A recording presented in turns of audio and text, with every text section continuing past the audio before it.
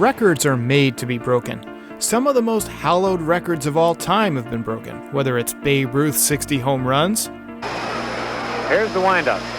Fastball hit deep to right. This could be it. Way back there. Holy cow! Or Lou Gehrig's 2,130 consecutive games played. And let it be said that number 8, Cal Ripken Jr., has reached the unreachable star. But records exist for a reason. And with over 100 years of baseball history to look back on, some of these records have stood and will stand the test of time. Here are the 5 most unbreakable New York Yankees records. Number 5, Babe Ruth's 1923 batting average of .393. Now, when you think of Babe Ruth, you probably think about home runs, but he was also a great hitter and a great slugger. You could argue that his major league record of 119 extra base hits from 1921 or his 457 total bases from 1921 could also be unbreakable. But he also had an .847 slugging percentage in 1920, which no one thought would ever be broken until Barry Bonds came along. And the way that balls fly out of the ballpark today, I would not be surprised if people slug more and more as time goes on. But batting average has become a lost art, and .393 will never be topped by another New York Yankee. Number 4, Don Mattingly bashing 6 grand slams in a single season in 1987. Now, it should be noted that this record was tied at the major league level by Travis Hafner in 2006, but it is extremely unlikely that any New York Yankee will ever break this record. And what's even weirder, Don Mattingly never had a grand slam before 1987 and never hit one after. I guess once you hit 6 grand slams in a single season, they just stop pitching to you with the bases loaded. But to tie this record, you'd have to hit at least 1 grand slam per month, and that's just a tie. Number 3, Red Ruffing had 261 complete games. Now, finishing what you start has become kind of a lost art in Major League Baseball with specialty relievers, thanks Mariano Rivera, and the need to protect pitchers' arms.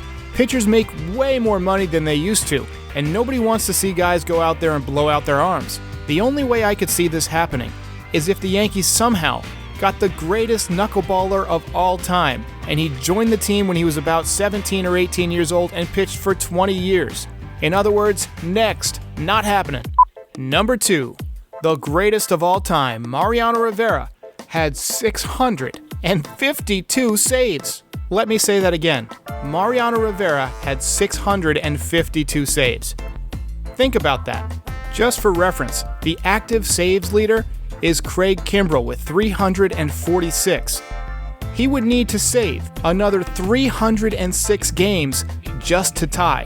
There are so many factors that go into a player getting saves. You have to be a good pitcher. You have to have longevity. You have to be on a good team. Mariano Rivera had all of these, and he played for 19 seasons. And best of all, he did it with one pitch, his famous cutter. There's a reason he is the first and only Major League Baseball unanimous Hall of Fame inductee.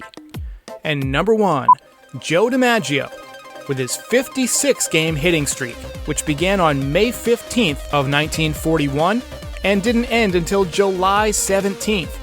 DiMaggio batted .408 during the streak, going 91 for 223 with 15 home runs and 55 runs batted in.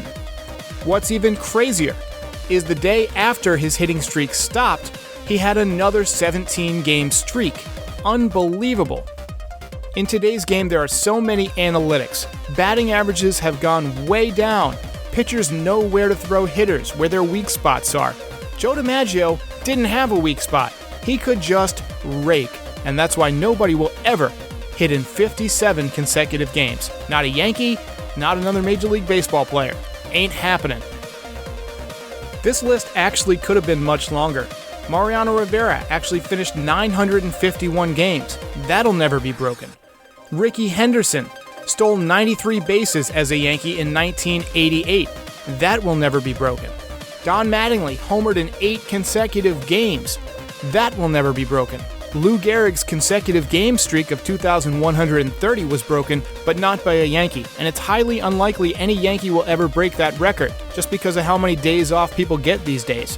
What did I miss? Let me know in the comments, and as always, like and subscribe, and I'll see you next time.